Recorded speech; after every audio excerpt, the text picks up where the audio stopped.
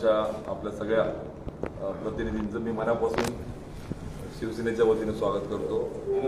पत्रकार परिषदेचा आजचा मूळ हेतू जो आहे, लोकसभेच्या महाविकास आघाडीचे आपले उमेदवार करणजी पाटील यांच्या प्रचाराच्या साठी एक हुंकार भरण्यासाठी, ज्वाज्वल्य विचार पेरण्यासाठी शिवसेनेचे आमचे माजी मुख्यमंत्री आलेले उद्धवजी बाळासाहेब ठाकरे साहेबांचं ज्वाज्वल्य विचाराची सभा उद्या शिवतीर्थ येथे संध्याकाळी 5:30 वाजता जळगाव येथे होते।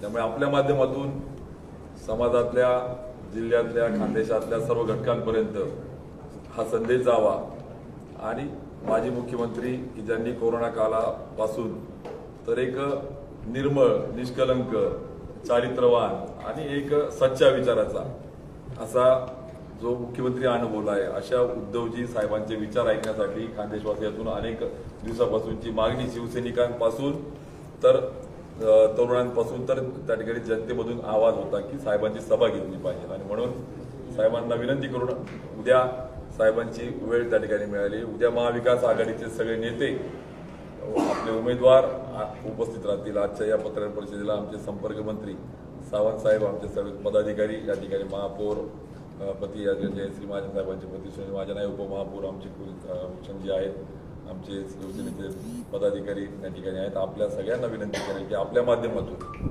उद्धवजी साहेबांची सभा जी आहे ती एका प्रकारे महाराष्ट्रात आपण बघतोय की शेतकऱ्यांचा आवाज पेटवते, तरुणाईचं भवितव्य एका प्रकारे आपण जे बघतोय की मागच्या कालावधीमध्ये जे काही चुकीच्या धोरणामुळे तरुण पेटलाय आणि एकंदरीत आपण बघतोय परभणीपासून तर धाराशिवपर्यंत, अगदी पश्चिम महाराष्ट्रापासून तर विदर्भापर्यंत ज्या पद्धतीने बाळासाहेबांच्या विचाराने ओतप्रोत भरून शिवसैनिक पेटायचा, तशा पद्धतीने आता पुन्हा एक क्रांतीकडे वाटचाल होते आणि मशालीतून एक चांगल्या पद्धतीने अंधारातून प्रकाशाकडे महाराष्ट्राला एक वेगळी दिशा मिळते। म्हणून आपल्या माध्यमातून उद्याच्या सभेचा विचार जावा यासाठी आजची पत्रकार परिषद आहे।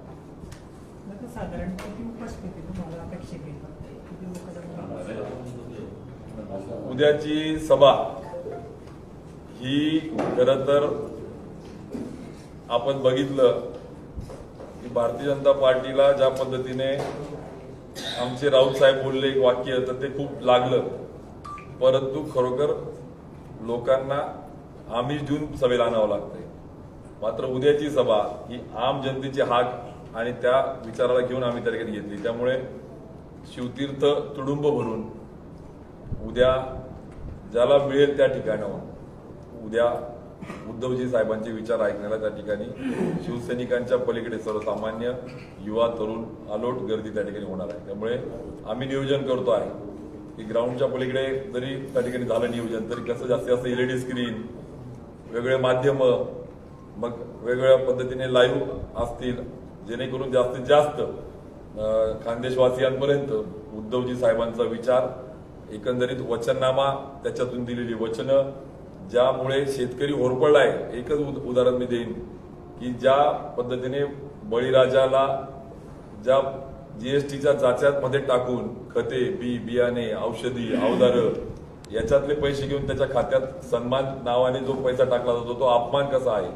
आणि त्याला या GSTच्या जाच्यातून काढणाऱ्या वचननामामध्ये समावेश केला आहे। त्यामुळे उद्धवजींच्या मुखातून, वचननाम्यातून सर्व समाज घटकांना, मग मातृशक्ती असेल किंवा युवशक्ती असेल, शेतकरी असेल किंवा सर्वसामान्य समाजाच्या नावाने राजकारण करण्याची पोलखोल, अगदी रेणके आयोगाच्या ज्या भटक्या विमुक्त मग धनगरांपासून तर आमच्या बंजारा वंजारी गवळी समाजापर्यंत तर मराठा OBC समाजाला कसं त्या ठिकाणी मागच्या काळामध्ये राजकारणाचा भाग म्हणून भावनाची खेळला गेलं, या सगळ्यांना वचननाम्याच्या माध्यमातून भूमिका घेऊन उद्धवजी साहेब उद्या येत आहेत। त्यामुळे त्यांच्या मुखातूनच वचननामाच्या पलीकडे खानदेशासाठीचा आणि एकंदरीत महाराष्ट्रासाठीच्या ज्या पद्धतीने महाराष्ट्र पेटलाय, एक क्रांती आपण म्हणतोय की सुरू झाली, स्वातंत्र्याचा अमृत महोत्सव नवीन पर्व त्या ठिकाणी शिवसेनेचे जे सुरू झाले, ज्या पद्धतीने शिवसेना आणि राष्ट्रवादीला आघात करून एका बाजूला आतापर्यंत लहान मुलं चोरणारी, पैसे चोरणारी, आपण लुटारू गँग ऐकली, परंतु पक्ष आणि चिन्ह चोरणारी पण गँग त्या ठिकाणी, या सगळ्यांना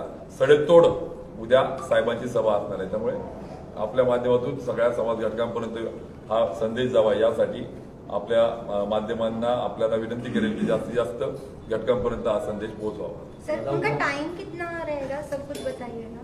शाम को 5:30 बजे शिवतीर्थ जलगाव यहाँ पे उनकी सभा होगी। दादा, महाविकास आघाडीची सभा म्हटल्या जाते, उद्धव साहेब घेत आहेत, यांच्यासोबत प्रमुख नेते कोण कोण येणार आहेत? उद्धवजी साहेबांच्या सोबत जळगाव जिल्ह्यातले महाविकास आघाडीचे सगळे माजी मंत्री सतीश अण्णांपासून तर गुलाबराव देवकरांपासून तर माजी आमदार त्या ठिकाणी असलेले सगळे, राष्ट्रवादी काँग्रेस शरदचंद्र पवार साहेबांच्या विचाराची, काँग्रेसच्या जिल्हा अध्यक्षा प्रदीप पवारांपासून तर काँग्रेसच्या विचाराची सगळी मंडळी आणि त्यासोबत शिवसेना या सगळ्यांचे पदाधिकारी लोकप्रतिनिधी त्या ठिकाणी असणार आहे।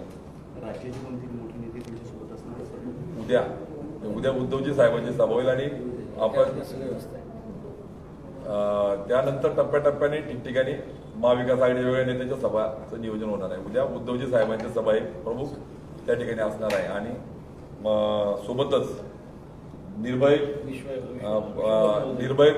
बनव आपण जे म्हणतोय की ज्या पद्धतीने लोकांना भय, भीती, दहशत ज्या पद्धतीने दाखवलं जात आहेत याचं पोलखोल करणारी विश्वंभर चौधरी साहेबांपासून तर असीम सरोदे साहेबांपर्यंत त्याची पूर्ण टीम ती देखील उद्या सभेला असणार आहे आणि त्याच्यातून वास्तव एका प्रकारे राजकारणी आरोप प्रत्यारोपच करता असा काहीसा समज आहे, परंतु निर्भय बनवच्या माध्यमातून ते देखील सत्य आपण जे म्हणतो की अभ्यासपूर्ण शासनाच्या धोरणातून कशा पद्धतीने समाजाची शोषण केल्या गेले आहे याचे वास्तव मांडणारी विश्वंभर चौधरी साहेबांचं देखील उद्धवजींच्या अगोदर मनोगत त्या ठिकाणी होणार आहे।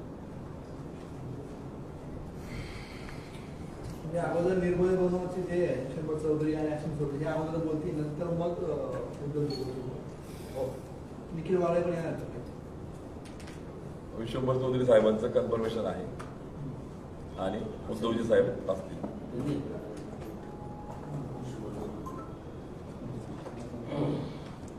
ठीक आहे दादा, बोलू पत्रकारांपुढे अनुषंगाने जीएसटीचा जो जाच म्हणतात 5 वर्ष खासदार होते, तर तुम्ही याच्या संदर्भात कधी आवाज उठवला का? निश्चित आवाज उठवलाय, पत्र दिली आहे, वेगवेगळ्या जीएसटी काउन्सिलच्या मंत्री महोदयांना देखील पत्र दिली आहे। सर्व राज्याचे अर्थमंत्री हे नॅशनल काउन्सिल जी असते त्याचे सदस्य असतात आणि त्या काउन्सिलच्या मिनिस्टर्सने हा निर्णय घ्यायचा असतो।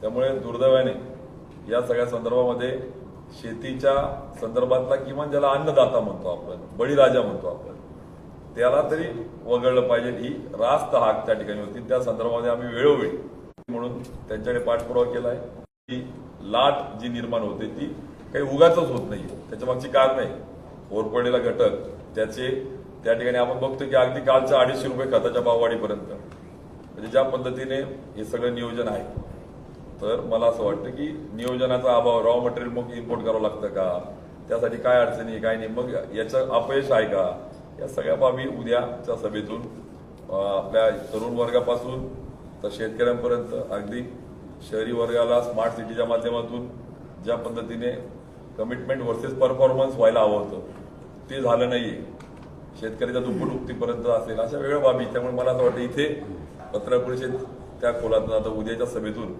सगळे वक्ते त्या सगळ्या भूमिका मांडतील।